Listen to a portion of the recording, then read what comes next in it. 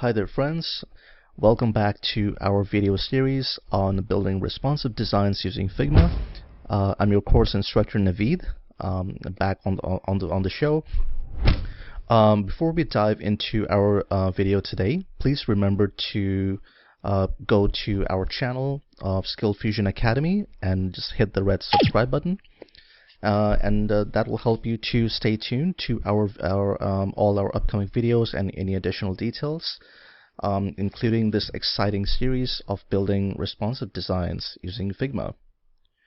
Alright.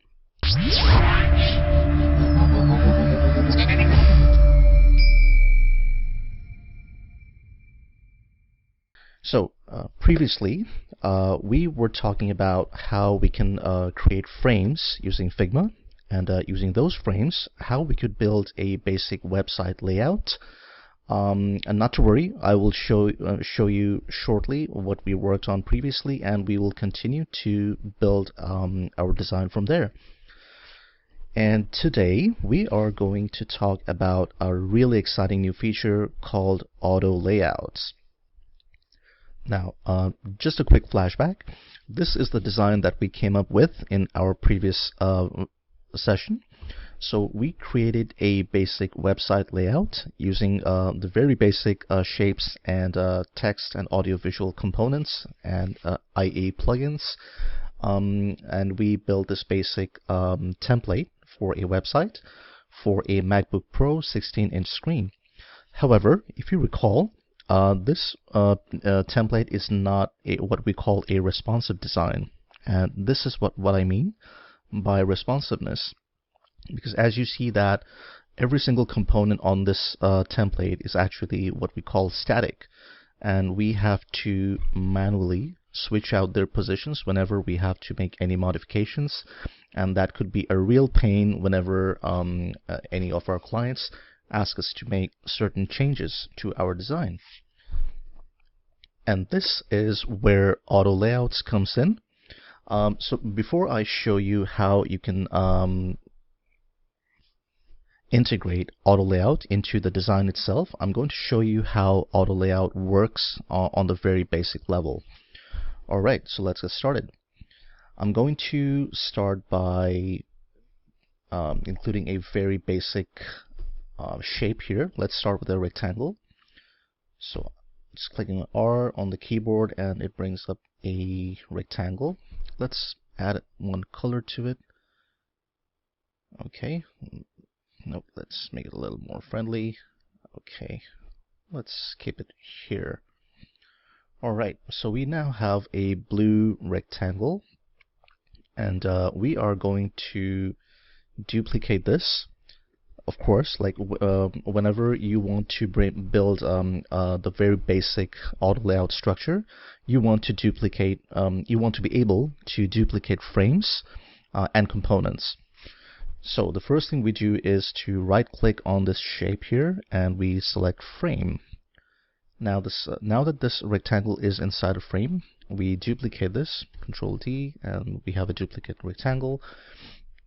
And let's make two more. Let's bring one here and one over here. Alright, so now that we have our four shapes, we are going to color code them differently, just for the sake of our understanding whenever we switch the shapes around. Okay, let's make these different shades of blue. Okay, that should be fine. Alrighty. Now the first thing we will do is to select the top two shapes and right-click on them and hit frame selection. So now both these shapes are inside a frame. And what we do next is we take our cursor to the right navigation panel, and as you see here, there's an option called Auto Layout. Now, just for clarity, the auto layout option always pops up whenever you have a frame or multiple frames selected, and it'll allow you to add the auto layout function to that frame selection, and it'll show you on the left hand navigation panel. So now we hit auto layout on the frame 7, and there we go. Now the frame 7 is in auto layout function. And how do you know it's in auto layout? I'll show you. Let's say we select the dark blue triangle on the right, and if you use the left arrow on your keyboard, it switches to the left. There we go. You can easily switch the shapes or even text boxes from one side to the other using just a simple flick of the keyboard. And the same principle for the bottom two shapes. So I've selected them, right click, frame selection, and now that we have this both these shapes inside a frame, we go to auto layout, and the auto layout has been added. Now this is how we can switch the shapes, and the auto layout, let me show you. If we select the frame, and if you go to the right hand side on the auto, you will see that there are some component properties, some properties of auto layout. And as you can see here, this is in a horizontal layout, not vertical. So what happens if we click vertical? Let's see. Okay, just to make some space for it. Awesome.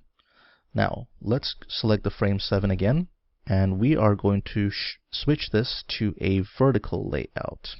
There we go. So that is basically how you can switch your auto layout and switch your different elements of the design between vertical and horizontal layouts.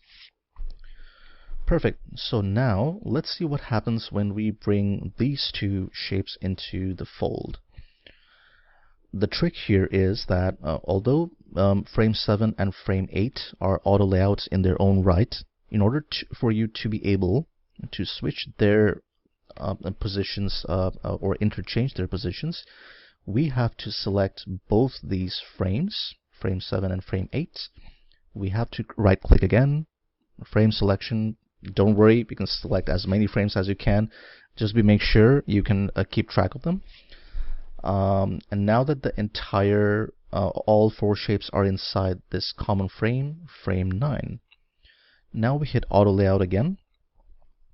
Now let's see what happens. So let's say we select the bottom two shapes.